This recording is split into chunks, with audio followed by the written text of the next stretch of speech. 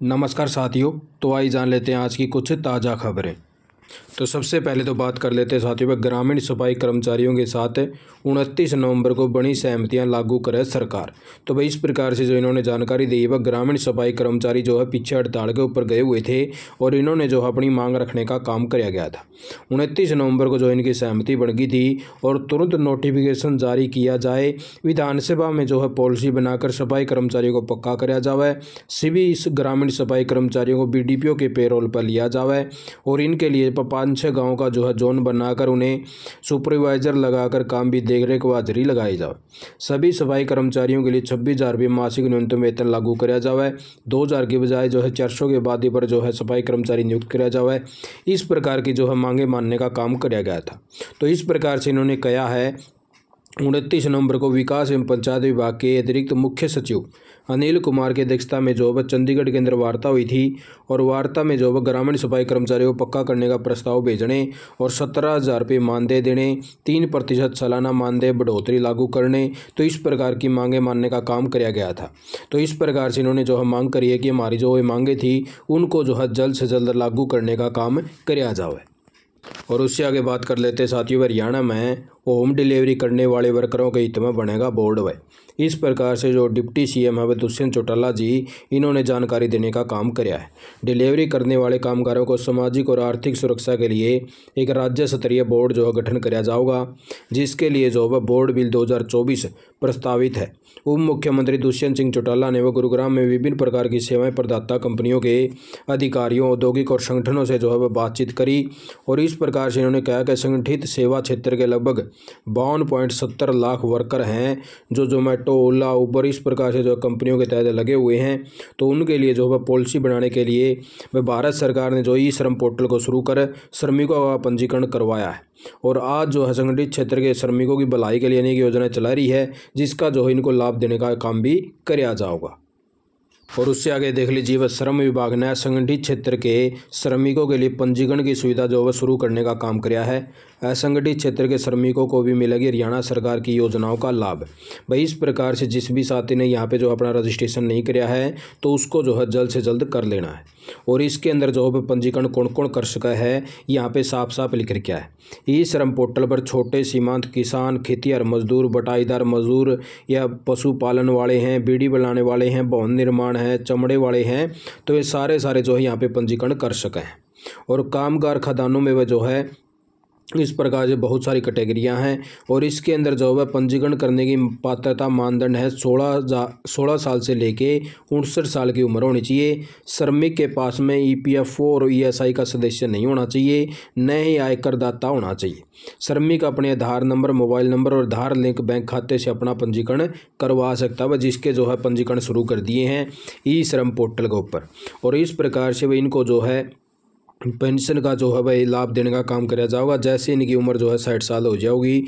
और असंगठित श्रमिकों से अपील है कि वे ई श्रम पोर्टल पर अपना पंजीकरण जल्द से जल्द करवा लें। 12 अंकीय यूनिवर्सल नंबर जो है इनको देने का काम किया जावा है। पंजीकरण के बाद श्रमिक अपनी ज़रूरत के अनुसार स्वास्थ्य, शिक्षा व अन्य सामाजिक सुरक्षा जैसी योजनाओं का लाभ आसानी से प्राप्त कर सकते हैं भाई। और उससे आगे बात कर लेते हैं साथियों बुढ़ापा पेंशन को लेके हरियाणा के अंदर जो है कल बुढ़ापा पेंशन जारी करने का काम कर दिया है सभी बुजुर्गों की। जिसकी नहीं आई है आज जैसे बैंक ओपन होंगे तो उनके अकाउंट के अंदर जो है क्रेडिट होने का काम हो जाएगा, लेकिन लगभग जो बुढ़ापा पेंशन है वो साथियों के जो अकाउंटों के अंदर वो भेजने का काम कर दिया है। आप भी आपके पास में अगर कोई बुजुर्ग वगैरह उसको इन्फॉर्मेशन शेयर कर सकते हो। और उससे आगे बात कर लें साथियों जगाधरी नगर निगम के बाहर निगम कर्मचारियों ने नारेबाजी कर जताया रोष। समान काम समान वेतन का अरियर देने की मांग को लेकर उल्टा झाड़ू कर प्रदर्शन किया। तो इस प्रकार से वह समान काम समान वेतन को लेकर जो है नगर पालिका कर्मचारी लगे हुए हैं और इस प्रकार से इनका कहना है कि हमारी जो मांगे हैं इनको जल्द से जल्द जो है पूरा करने का काम किया जाए और जल्द ही एरियर का भुगतान नहीं किया गया तो मजबूरन जो है संघ को आंदोलन और तेज करना पड़ेगा। और 26 जनवरी के राष्ट्रीय पर्व पर जो है काम बंद करने पर शहर की सफाई व्यवस्था चरमराएगी। तो इस प्रकार से इन्होंने जो अपनी मांगे रखने का काम किया है। और उससे आगे बात कर लेते हैं साथियों लंबित मांगों को लेकर सफाई कर्मचारियों ने प्रदर्शन किया है और ग्रामीण सफाई कर्मचारी जो अपनी मांगों को लेकर डटे हुए हैं। इनका कहना है कि 29 नवंबर को जो सहमतियाँ बनी थी उनको लागू करने का काम किया जाए। 17 साल से शोषण और बेकार की माल झेल रहे हैं और ये कर्मचारी जब अपने हकों की मांगों को लेकर संघर्ष कर रहे हैं तो सरकार जो है आंदोलनकारियों के साथ दुश्मनों जैसा व्यवहार करने पर जो है भाई उतारू हो चुकी है। 4 फरवरी को जो है कच्चे कर्मचारियों को पक्का करने पर सहमति बनी थी, लेकिन अभी तक जो इन्हें पक्का नहीं किया गया है। और उससे आगे बात कर लेते साथियों, कर्मचारियों की कमी से पोर्टल पर डाटा अपलोड नहीं। 8 माह में आयुष्मान कार्ड से इलाज का रुपया 3 करोड़ 45 लाख भाई। तो इस प्रकार से जो इन्होंने जानकारी दी है भाई, आयुष्मान योजना के काम के लिए 25 कर्मचारी को होनी थी नियुक्ति, सिर्फ 4 ही मिले हैं, जिसके कारण जो इस प्रकार से जो आयुष्मान कार्ड धारकों को परेशानी का सामना करना पड़ रहा है। पीजीआई में अब डॉक्टर पोर्टल पर अपलोड करेंगे आयुष्मान से हुए इलाज का डाटा और प्रभावित होगा इलाज। तो वही इस प्रकार से जो इन्होंने जानकारी दी है, बहुत सारे जो है वह कर्मचारी मांगने का काम किया गया था लेकिन अभी तक नहीं मिले हैं, जिसके कारण जो है ये काम नहीं हो पाया है। और पोर्टल के ऊपर जो आयुष्मान कार्ड धारक हैं उनका जो है इलाज का जो है पैसा रुकने का काम हो चुका है। और उससे आगे बात कर लेते हैं साथियों, अब जो है दूसरा बच्चा लड़का होने पर भी 5,000 रुपये देने का काम किया जाएगा हरियाणा सरकार के द्वारा। तो वही इस प्रकार से इन्होंने जानकारी दी है के नियमों में जो है बदलाव करते हुए दूसरा बच्चा लड़का होने पर भी 5,000 रुपये की सहायता प्रदान की जाएगी। कामगार महिलाओं की ओर से ध्यान देते हुए सरकार ने नियमों में बदलाव कर दिया है।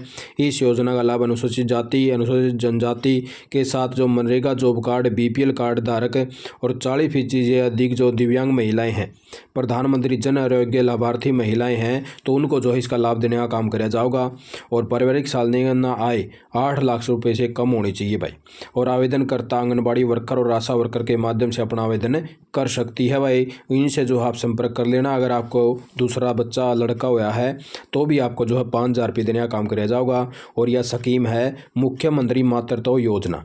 इसमें लाभार्थियों को 2 किस्तों में राशि देने का काम किया जावा है, जिसमें यह राशि जो भाई किस्त को प्रसव पूर्व से कम जांच होने पर जो है 3,000 रुपये और दूसरी किस्त में 2,000 रुपये बच्चे के टीकाकरण पर मिलते हैं भाई। और उससे आगे बात करें साथियों, डिप्टी सीएम ने केंद्रीय मंत्री पीयूष गोयल से बातचीत करी। राशन डिपो होल्डर से सरकार जल्द करेगी बात, एजेंडा मांग गया। तो भाई इस प्रकार से जो है एजेंडा मांगने का काम किया है ताकि सरकार इनसे बात कर सके, इनकी क्या क्या मांगे उनको ऊपर विचार किया जाएगा।